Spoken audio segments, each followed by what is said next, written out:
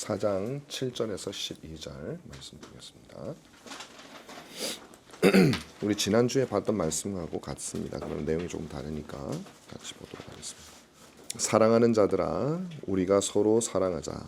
사랑은 하나님께 속한 것이니 사랑하는 자마다 하나님으로부터 나서 하나님을 알고 사랑하지 아니하는 자는 하나님을 알지 못하나니 이는 하나님은 사랑이심이라. 하나님의 사랑이 우리에게 이렇게 나타난 바 되었으니 하나님이 자기의 독생자를 세상에 보내심은 그로 말미암아 우리를 살리려 하심이라. 사랑은 여기 있으니 우리가 하나님을 사랑한 것이 아니요 하나님이 우리를 사랑하사 우리 죄를 속하기 위하여 화목제물로 그 아들을 보내셨습니다. 사랑하는 자들아, 하나님이 이같이 우리를 사랑하셨은즉 우리도 서로 사랑하는 것이 마땅하도다. 어느 때나 하나님을 본 사람이 없으되 만일 우리가 서로 사랑하면 하나님이 우리 안에 거하시고 그의 사랑이 우리 안에 온전히 이루어지느니라. 아멘. 지난 시간에도 이제 이 내용과 같은 내용을 우리가 같은 내용이 아니라 같은 본문을 우리가 살펴보았습니다. 근데 오늘 좀 더 하나님의 사랑에 대해서 우리가 생각을 할 필요가 있을 것 같아서 비슷한 본문을 계속 이어가려고 합니다. 이제 우리가 모이는 우리 모임은 뭐 성경이든지 교리든지 이런 공부를 열심히 하려고 노력을 많이 하고 있습니다. 이제 우리가 그렇게 하는 이유는 하나님을 알기 위해서죠. 하나님을 바로 알기 위해서. 뭐 여러분 많이 들어보셨겠지만 성경에서 하나님을 안다라는 말은 단지 그냥 지식으로 안다는 건 아니고 구약에서 특별히 하나님을 이제 경험적으로 아는 거를 안다라고 그렇게 얘기한다고 많이 이제 들으셨을 거예요. 사실 우리가 추구하는 것은 결국 그것이거든요. 많은 사람들이 근데 하나님을 안다, 경험적으로 안다 했을 때 그럼 하나님을 뭘 경험하느냐가 되게 중요하잖아요. 하나님은 여러 가지 면이 있기 때문에 그런 체험 뭐 이런 얘기를 하면은 대부분의 사람들이 어떤 신비적인 체험을 많이 생각을 할 거예요. 뭐 이렇게 환상을 본다거나 아니면 병을 고친다거나 뭐 이런 것들을 간절하게 구합니다. 저는 어릴 때 방언을 그렇게 하고 싶었어요. 방언을 뭐 병 고치는 것까지는 내가 뭐 언간생심이고 참 열심히 신앙생활을 하고 그냥 나름대로 정말 열심히 했는데 별로 나보다 별로 신앙생활 안 하는 애들도 하는 방언을 저는 안 되는 거예요. 그게 그래서 하나님의 신비로움을 좀 체험하고 싶었던 것 같아. 그래서 참 열심히 어떻게든 해보려고 물론 이제 가짜로 하고 싶은 마음은 없었어요. 이렇게 배워가지고 하고 싶은 마음은 없었어요. 그러나 좀 나왔으면 좋겠다. 그래서 막 열심히 하다 보면 나도 모르게 막 이상한 말이 나오지 않을까 했는데 정신만 또렷해지더라고. 기도하면 할수록 그게 안 되더라고요. 우리는 이제 그런 체험들을 주로 하나님을 안다라고 생각을 합니다. 그런데 여러분, 요한은 우리에게 뭐라고 얘기를 하냐면 하나님을 안다라는 거는 하나님을 체험하는 것인데 하나님의 체험 어떤 것을 체험하는 것이냐면 하나님의 사랑을 체험하는 것, 그것이 하나님을 안다라는 말의 의미라. 물론 이 말 속에는요 정말 기독교 신앙의 모든 진리가, 모든이라면 좀 과할지 몰라도 거의 많은 진리가 들어있어요. 그러니까 왜 하나님을 안다라고 했을 때 하나님의 사랑을 체험하는 것을 안다라고 얘기를 하느냐, 그 성품 속에는 하나님의 자비와 긍휼이 무한하시다는 그 속성이 들어가 있고요. 하나님이 사랑이라는 것을 알기 위해서는 그분이 죄를 얼마나 미워하시는지를 알아야 돼요. 그죠? 거룩에 대한, 공의에 대한 속성들이 나와 있는 것이죠. 이렇게 그것이 무한하고 영원한 거죠. 왜냐하면 하나님이 아들을 보내신 것은 무한하고 영원한, 그 아들이 무한하신 하나님이시기 때문에 그래요. 그래서 이 사랑을 안다는 것은 단지 교리를 공부해서 아는 것은 아니더라라는 것이죠. 그러면 우리가 어떻게 하나님의 사랑을 경험할 수 있겠는가? 이제 여러분들이나 저나 이제 그게 우리의 꿈이잖아요. 뭐 더 큰 꿈이 있는지는 모르겠지만 내가 정말 하나님의 사랑을 알고 하나님을 믿어도 좀 이렇게 뜨뜻미지근하게 뭐가 뭔지 모르고 이렇게 믿는 게 아니라 아예 믿을 거면 한번 좀 정말 신념을 가지고 믿고 싶은 그런 마음들이 저와 여러분들에게 저는 다 있다고 생각을 해요. 오늘 요한은 우리에게 그 방법을 알려주는데 그건 뭐냐면 바로 여러분들이, 우리들이 형제를 사랑할 때 하나님의 사랑을 체험한다, 이렇게 얘기를 하고 있어요. 우리가 형제를 사랑할 때 하나님의 사랑을 체험한다. 자, 이게 무슨 말일까? 이걸 한번 우리가 한번 생각해 보면 됩니다. 7절에서 우리가 한번 보면은 형제를 사랑하는 자는 하나님으로부터 났다라는 말이 있고, 그 다음에 하나님을 안다라고 하니까 형제를 사랑하는 건 그냥 사랑할 수 있게 되는 게 아니에요, 여러분. 여러분들이 진정으로 형제를 사랑하게 되는 거예요. 예를 들면 손양원 목사님 같은 거예요. 만약에 여러분들이 손양원 목사님 같다면, 물론 손양원 목사님이 경험한 비참한 일은 우리가 겪지 않기를 원하죠. 그걸 겪어라는 게 아니라 그 손양원 목사님이 아들을 죽인 원수를 사랑할 때의 그 마음을 우리가 안다면, 그건 뭘 증명하냐면 그 사랑 속 이미 하나님의 사랑을 체험했기 때문이기도 할 수 있지만, 그러나 그것을 용서하는 과정 속에서 하나님의 사랑을 더 깊이 나는 체험한다고 믿어요. 요한은 우리에게 그것을 말해주고 있습니다. 하나님을 사랑하는 자는 형제를 사랑하는 자는 하나님으로부터 난 사람이고요, 태어난 사람이고, 두 번째 하나님을 아는 거죠. 그러면 이 하나님의 사랑의 특징이 뭔가를 우리가 하나님을 알아야 되니까, 하나님의 사랑의 특징을 제가 말로 좀 체험을 시켜드릴 수는 없고 제가 말로 설명을 드리겠습니다.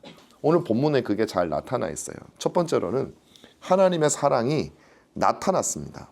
하나님의 사랑이 우리에게 드러났습니다. 10절에 사랑은 여기 있다 그랬어요. 여러분, 사랑은, 하나님의 사랑이 우리에게서 나타나야 되는데, 그 사랑은 어떤 사랑이냐면 안에만 품고 있는 사랑이 아니에요.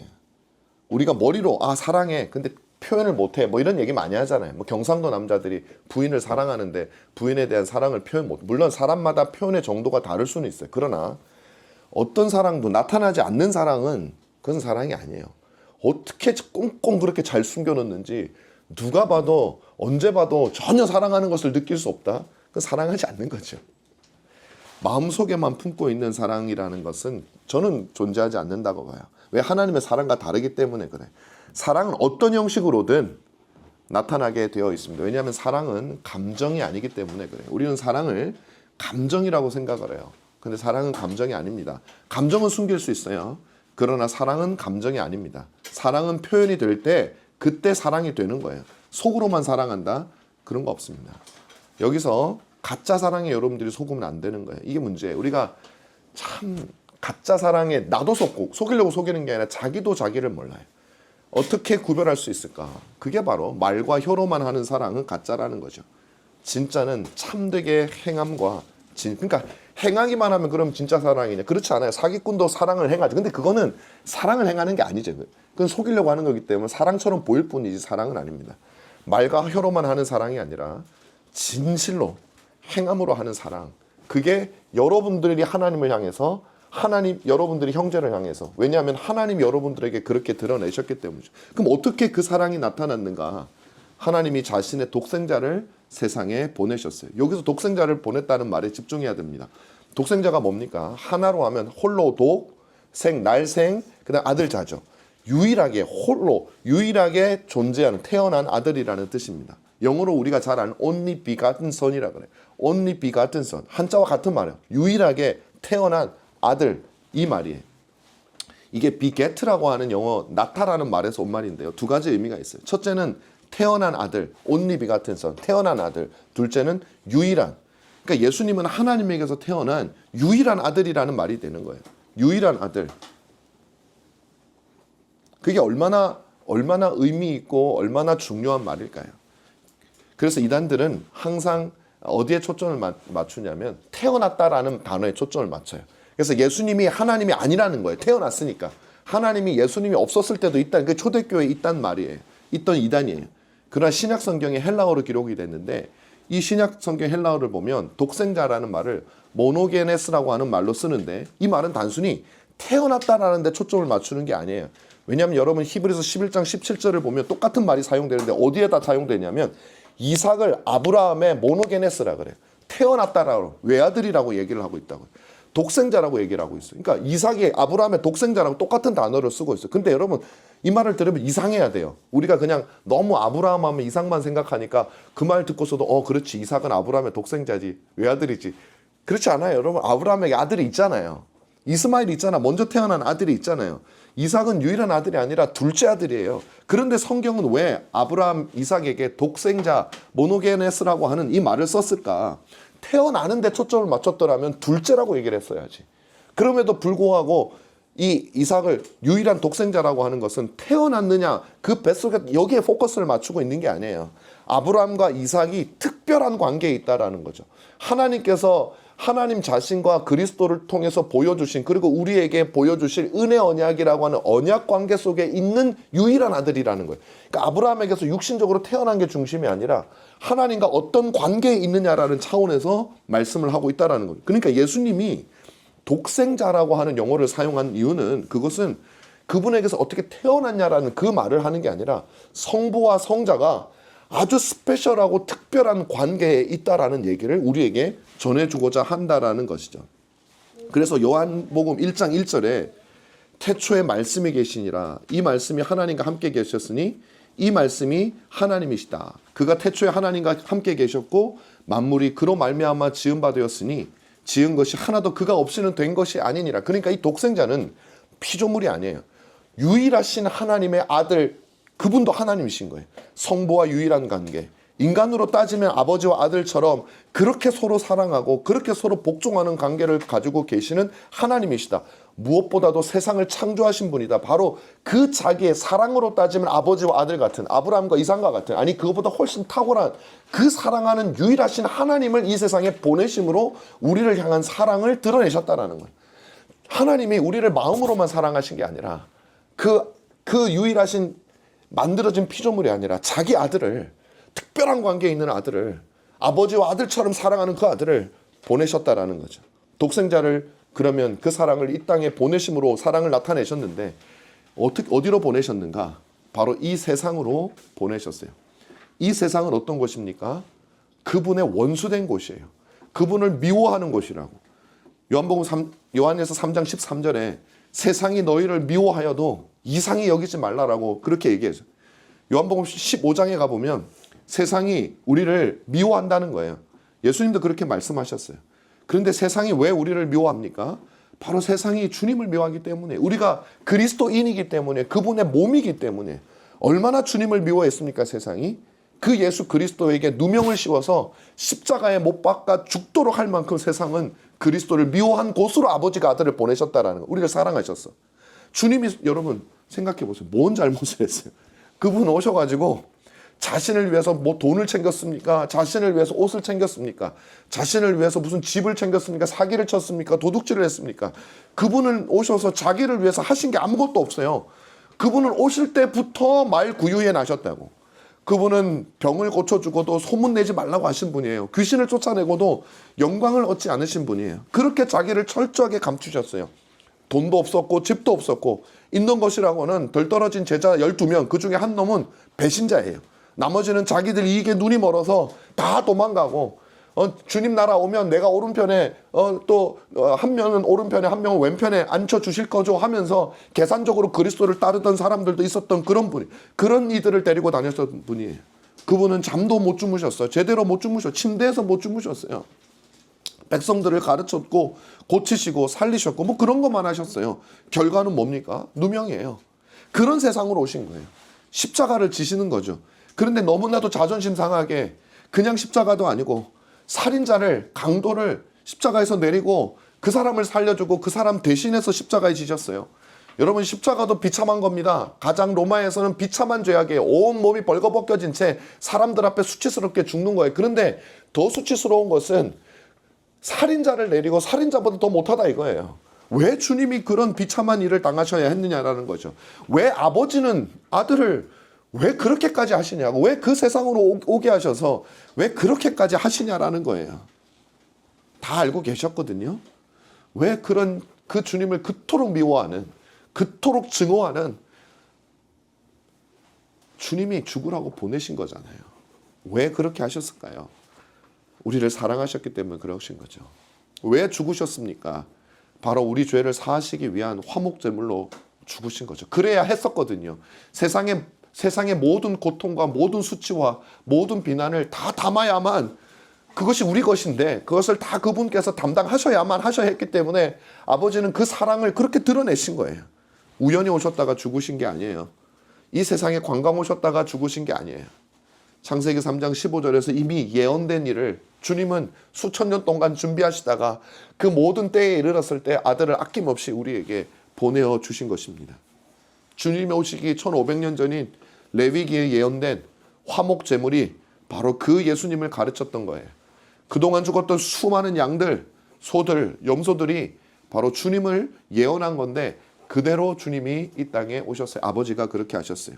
왜 죽으셨습니까? 화목 제물이 되기 위한 거죠. 왜 인류의 역사는 타락 이후 바로 이 순간을 위해서 달려왔습니까?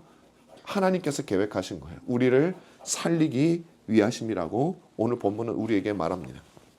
그렇다면 의문이 떠올라요. 여기서 계속 등장하는 본문에서 등장 우리를 이 우리는 도대체 누구길래 뭐 얼마나 위대한 사람이길래 얼마나 대단한 인물들이길래 하나님께서는 그 우리를 이 땅에 살리시기 위해서 아들을 이렇게 비참하게 보내심으로 그 사랑을 드러내셨냐라는 것이죠. 성경은 우리에게 우리를 몇 가지로 알려줍니다. 오늘 본문은 첫 번째 우리는 죄인이라고 알려져요. 우리는 대단한 사람인 줄 알았어요. 하나님의 아들이 와서 죽길래 뭐 하나님 아들보다 더한 어떤 존재인지 알았단 말이에요. 그런데 우리가 어떤 존재냐고 오늘 본문은 말하냐면 죄인이라고 얘기해요. 그 하나님의 독생자께서 화목제물로 죽어야 했던 이유는 바로 그분이 죽음으로 살리려는 존재가 죄인이었어요. 사람들은 내가 죄인이라는 말을 싫어합니다. 그러나 여러분, 그것은 너무나도 어리석은 일이에요. 우리가 죄인이 아니라면 주님은 우리를 위해서 오실 일도 없어요. 주님이 우리를 구원하시는 것은 우리가 죄인이기 때문에 그런 것이에요. 내가 죄인이라는 사실을 인정하는 사람만이 그러므로 주님께 올 수 있는 겁니다. 여러분이 죄인이라고 생각하지 않으면 여러분은 주님께 올 이유가 없어요. 그분께 감사할 이유도 없어요. 오직 죄를 고백하는 자만이 그리스도의 자녀가 될 수 있고 하나님과 화목할 수 있는 겁니다. 아니, 주님은 여러분들을 진짜 사랑하시기 때문에 여러분들에게 죄인이란 사실을 일깨워 주십니다. 여러분에게 그것을 깨닫게 하십니다. 목사를 보내서 깨닫게 하시고 하나님의 종들을 보내서 하나님의 말씀을 통해 여러분들에게 그걸 깨닫게 하시는 거예요. 우리는 바로 그 죄인입니다. 우리가 그리스도를 죽였던 죄인이라고 성경 우리에게 얘기하고 있잖아요.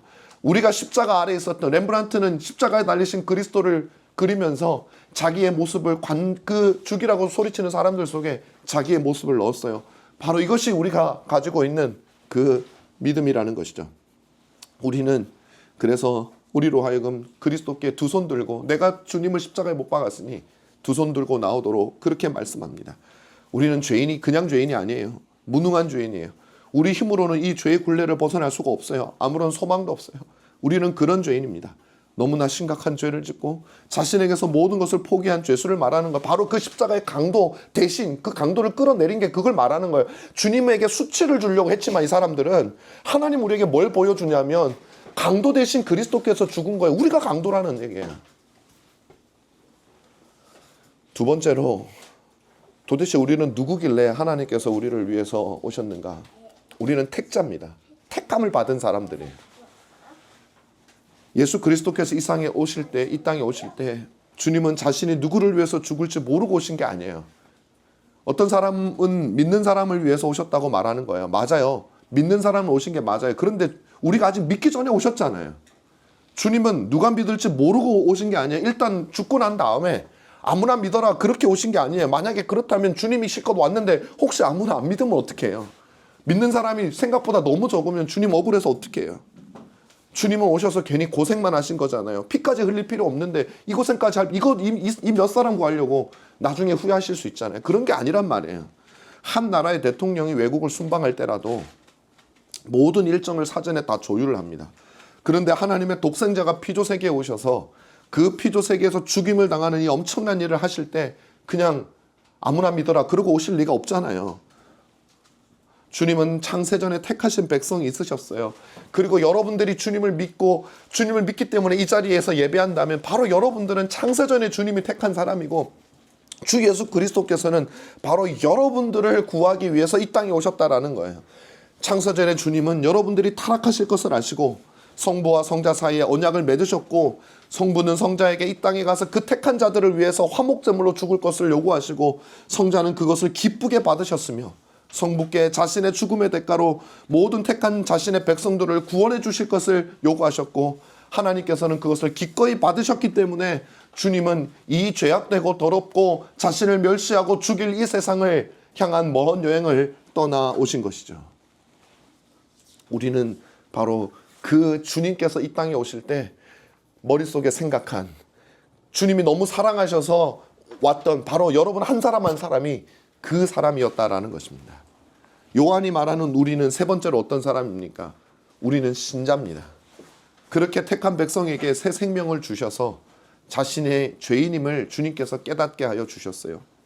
주님은 자신을 우리에게 유일한 구세주의 모습으로 드러내십니다.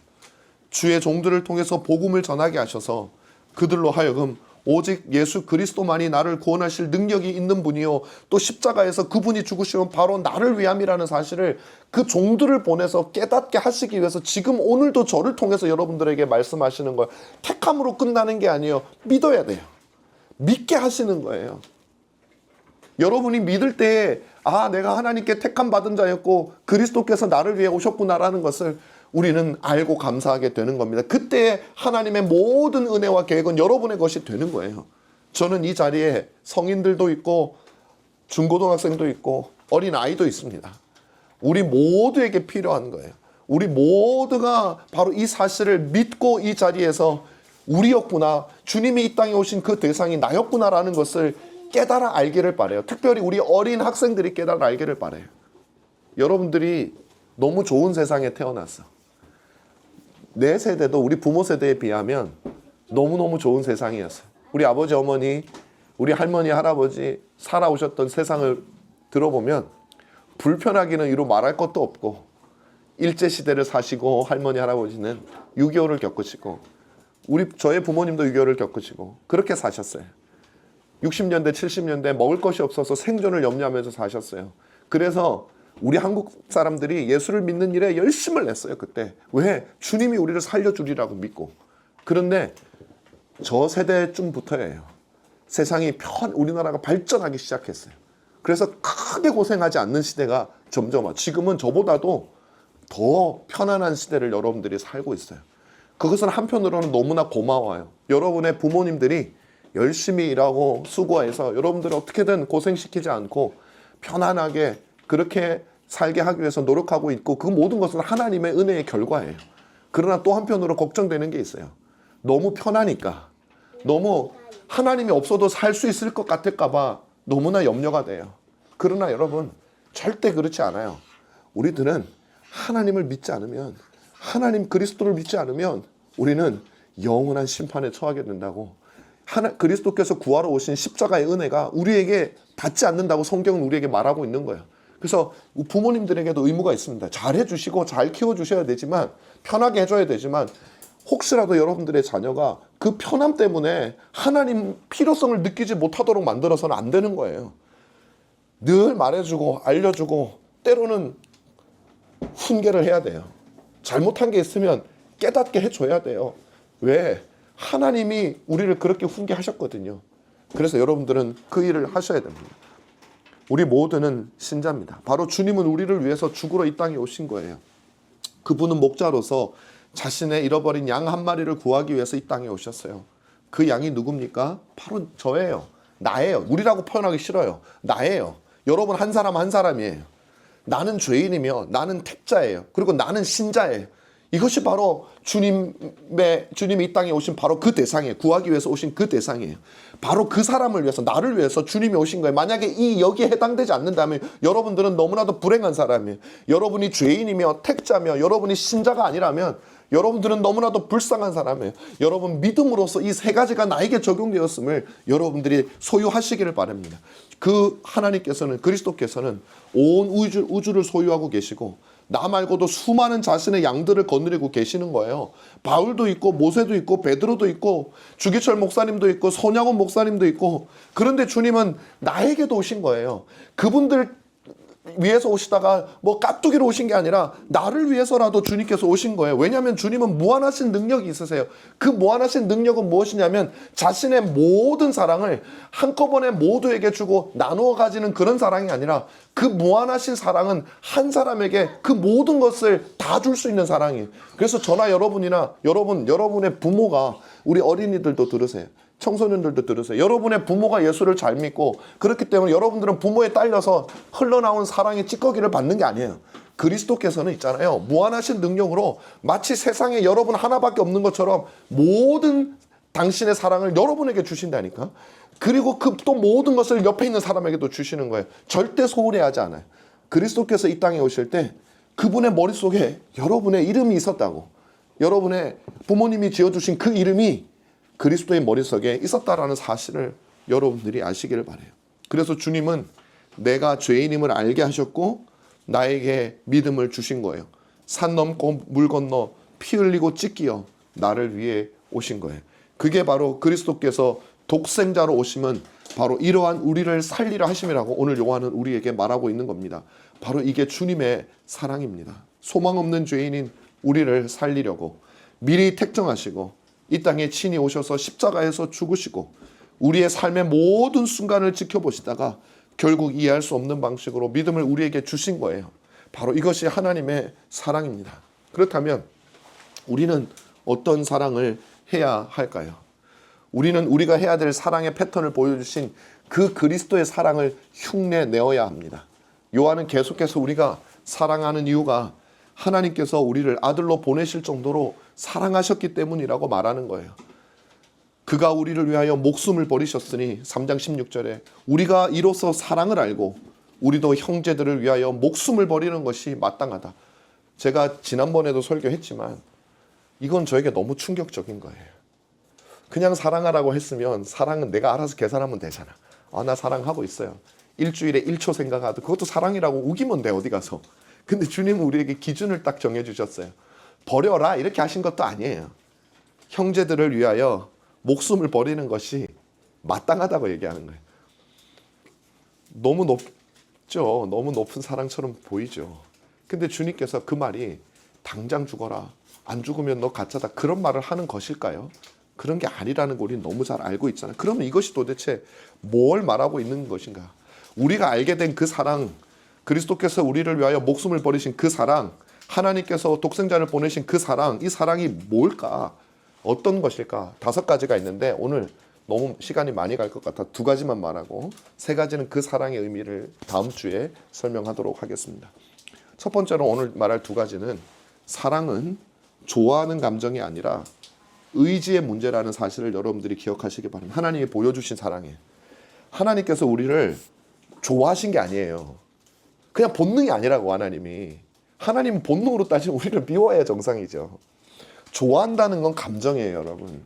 이거는 제가 대학생 때 죽으면 죽으리라라고 하는 책을 썼던 안인숙 사모님의 책을 읽으면서 그 얘기를 처음 들었어요. 근데 그때는 잘 이해가 안 됐어요.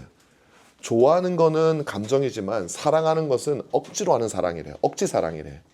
근데 그게 잘 정확하게 이해가 안 됐어요. 알 것 같지만 모를 것 같았어요. 그런데 그로부터 30년이 지나서 이렇게 살다 보니까 이게 무슨 말인지 알겠어요. 좋아하는 건 정말 본능에 가까워요. 그냥 좋고 싫고가 그냥 나눠지는 거 취향이에요, 취향. 내가 취향이 아니면 싫은 거지 뭐 그게 뭐 더 이상 뭐가 있어요. 근데 여러분 사랑이라고 하는 거 특히 성경에서 우리에게 말하는 사랑 우리는 보통 좋아하는 거하고 사랑하고 헷갈리거든요, 세상에서는.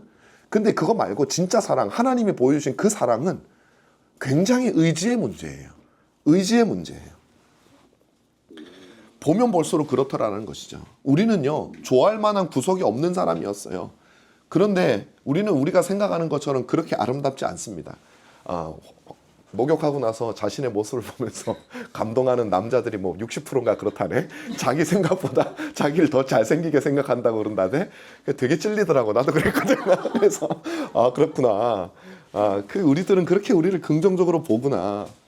그러나 우리는 우리가 생각하는 것처럼 그렇게 아름답지 않습니다. 생각보다 비겁하고요. 기억을 안 해서 그렇지. 그거 빨리 잊어버려 그런 건 또. 생각보다 더럽고 생각보다 추할 때가 많아요. 우리는 잊어버리지만 주님은 다 아신다는 거예요. 난 그런 적이 없다고 생각하는데 그것이야말로 우리의 죄악된 본성을 다 아시는 주님께서 얼마나 그렇게 생각하는 자체가 얼마나 추하게 보일까. 얼마나 그러니까 다 아시는 분 입장에서 아이들이 이제 부모 앞에서 막 이제 하는 그런 모습들을 보면 걔가 진심으로 말해도 저는 그걸 느껴요. 이게 인간의 죄성이구나. 죄만 어떻게 저렇게 잊어버려. 거짓말이 아니에요. 자기는 진짜 그렇게 생각해. 근데 부모는 그게 보여. 다 봤으니까. 그럼 그 속에서 인간의 죄성이 보인다고 진짜 잊어버렸어요. 그리고 막 그걸 변명하기 위해서 어쩔 줄 몰라. 주님은 우리를 그렇게 잘 아세요. 그래서 주님은 우리에게 원수를 사랑하라고 하신 거죠. 형제가 매력이 없어도 원수 같아도 우리는 사랑하기 위해서 애써야 돼. 그래서 주님은 이 원리를 가장 극명하게 보여주는 거예요. 자기가 하신 걸 보여준 거예요. 원수를 사랑하라 이거예요. 그 로마서 5장 8절에 우리가 하나님과 원수 되었을 때, 아직 죄인 되었을 때, 그때 우리가 하나님이 우리를 사랑하셨다라고 얘기를 하잖아요. 그러니까 당신이 하신 걸 우리에게 보여주신 거라는 거예요. 사랑은 좋아하는 게 아니에요. 본능으로 하는 게 아닙니다. 절대로. 그래서 의지로 하는 겁니다. 어디까지? 형제를 위해서 목숨을 내놓는 데까지. 주님이 말씀을 따르면 원수를 위해서 목숨을 내놓는 데까지. 우리 이 목표를 죽어도 달성할 수 없어요. 그래서 우리는 평생 게으를 수가 없어요. 그 방향으로 나가면 되는 겁니다. 두 번째로는 사랑은 긍휼히 여기는 겁니다. 긍휼히, 불쌍히 여긴다는 거예요. 저는 손양원 목사님이 아들을 죽인 원수를 좋아했다고 생각하지 않습니다.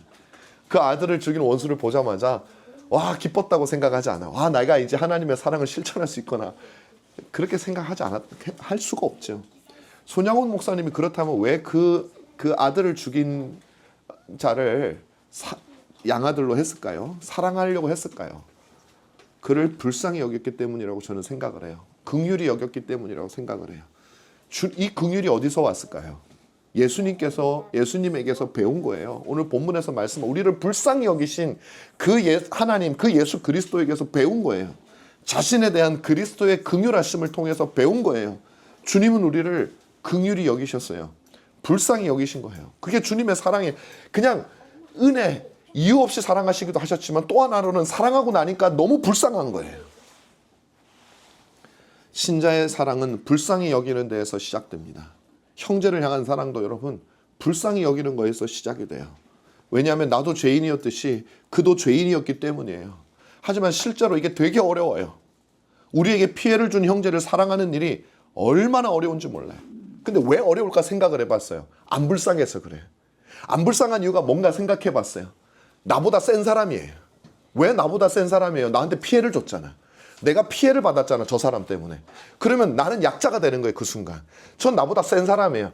불쌍할 수가 없지.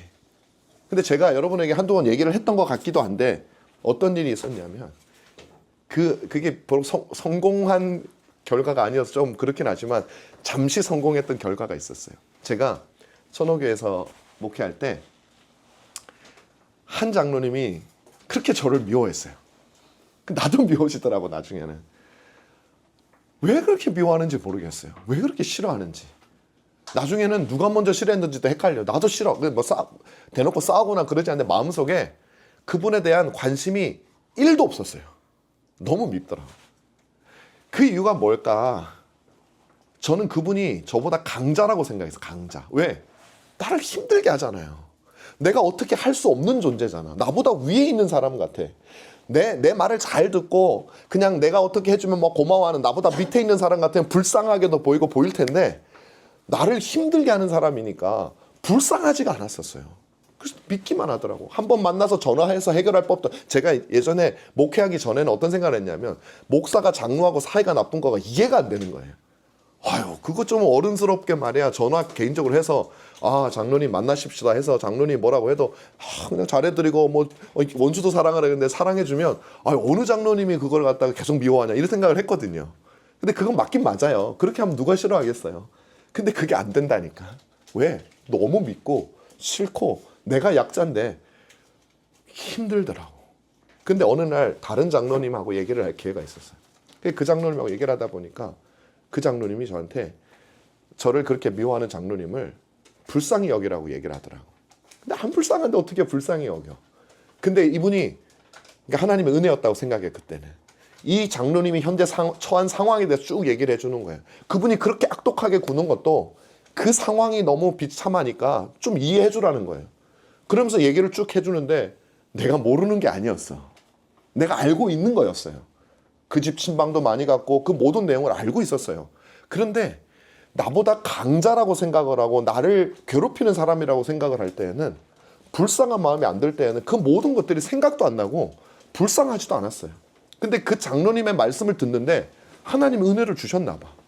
그 순간에 그분이 너무 불쌍해 보이는 거예요.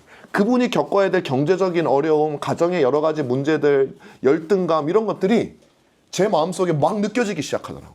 그러면서 어떤 생각이 드냐면 이 장로님 되게 불쌍하다. 내가 목사로서 이 사람을 불쌍하게 여기지 못했네. 늘 내가 을이고 이분이 갑이라고 여겼네. 그러면서 제 마음속에 긍휼한 생각이 드는 순간 그 다음날 제가 전화해서 처음으로 4년 만에 전화해가지고 장로님 그전에도 전화하려고 몇 번 시도했죠. 근데 이게 안 눌러지더라고.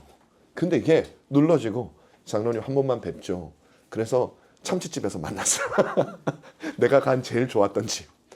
만나서 그 장로님하고 대화를 했어요. 계속 얘기를 나누고 그 장로님한테 내가 생각해도 내가 너무 착했어. 장로님이 하시는 말 다 듣고 하나도 기분도 안 나쁘고 그렇게 서로 얘기를 나누고 이분도 나한테 오해가 많고 그 얘기를 나누면서 많이 풀었어요. 결과는 얘기 안 하는 게 좋겠지만 한 6, 7개월 정도 잘 갔어요. 근데 은혜가 떨어지니까 다시 복귀가 되더만. 그래서 결과는 그로부터 한 6개월 있다 제가 이제 사임하게 됐는데 그렇지만 저는 그 경험이 너무 귀해요. 제가 사임하던 그때 요 생각이 났더라면은 이겨낼 수 있지 않아. 근데 생각이 안 났어. 전혀 안 났어. 저는 이제 그걸 보면서 뭐라고 느꼈냐면 우리가 이 세상을 긍휼하게 여기고 여러분 긍휼히 여겨야 복음이 전해지는 거예요. 우리가 왜 누군가에게 복음을 전하지 못하냐면 그 사람이 불쌍해 보이지 않아서 그래요. 나보다 세 보여. 우리 회사 사장님 나보다 갑인데 내가 뭘 줘. 그런 생각이 드는 거죠. 여러분 그러면은 용서가 안 돼요. 그러면 사랑할 수가 없어요. 근데 오늘 본문은 우리에게 뭐라고 얘기를 하냐면 하나님께서 우리를 불쌍히 여겼다라는 거예요. 우리가 원수를 사랑하는 유일한 방법은 그 사람을 불쌍하게 여길 때예요. 오죽하면 저렇게 됐을까라고 생각을 할 때인 거죠. 그래서 주님은 우리에게 기도를 가르쳐 주시면서 우리가 우리에게 죄 지은 자를 사하여 준 것 같이 우리 죄를 사하여 주옵시고라는 말을 하셨어요. 이게 무슨 말이냐면 우리가 우리의 죄 지은 사람을 용서해 주면 하나님 그걸 근거로 용서해 주세요. 이 얘기가 전혀 반대예요. 반대. 너무나도 어려운 원수 사랑 혹은 나에게 죄 지은 사람을 사랑하는 건 너무나도 어려운 일인데 용서해 주는 건 너무나도 어려운 일인데 그것을 내가 해낸다? 우리의 자연적 본성으로는 해낼 수 없는 일이에요. 그것을 내가 해낸다? 그걸 통해서 우리는 하나님이 나를 용서하셨음을 가장 적나라하게 느끼는 거예요.